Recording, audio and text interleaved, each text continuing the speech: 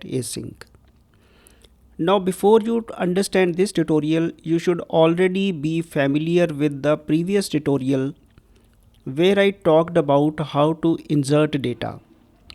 Most of the boilerplate has been done in that tutorial, and we decided to use SQLite database. For all that, you should refer to the previous tutorial. Now in this tutorial, I will take you through the three basic steps that are required for displaying data. So let us list them one by one. First of all, you should go to your backing razor class, and add a property for iList.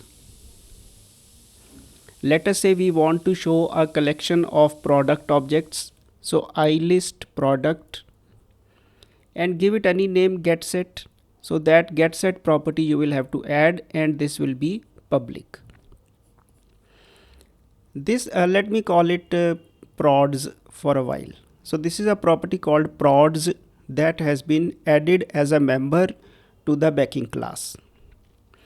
The next thing you have to do is you have to get these prods. So how do you get? You can take the help of some method like onGet when the page loads, or maybe you can attach some click event handler where you will ultimately query the database. So in the present case, I will take that we have to query it when the page loads. So we can write this in onGet. Now the problem with onGet is that it is synchronous, and a database query can take long time to execute. One reason for this is that the database itself is located far away. The server is at a faraway network, so a delay is expected. As a thumb rule, we always say that whenever you have to make a request to a remote server to a different server, then you have to use the asynchronous pattern. So because if your database is located far away, then asynchronous pattern is very natural to your case. Second thing is that sometimes a query could be very complex itself. Don't think that a query is going to just return 2 or 3 records to you, but in many cases it does return thousands of records from a database. And such a query can take longer time to execute, and whenever there is a long time to execute a query, the call must be marked as asynchronous. So asynchronous coding has to be done. We are lucky that ASP.NET Core provides a method called onGetAsync. This onGetAsync method should be used to make such queries. When your page loads, you can use onGet to run it synchronously. When your page loads, you can use onGetAsync to run this code asynchronously. It's as simple as that. We have been using onGet in most cases, but when it comes to database, we just have to change the name to async. So what I was telling is that these prods should be queried and populated in onGetAsync. So how do we do that? This is the first thing that you do. The second is to do a query. So what query do you do here?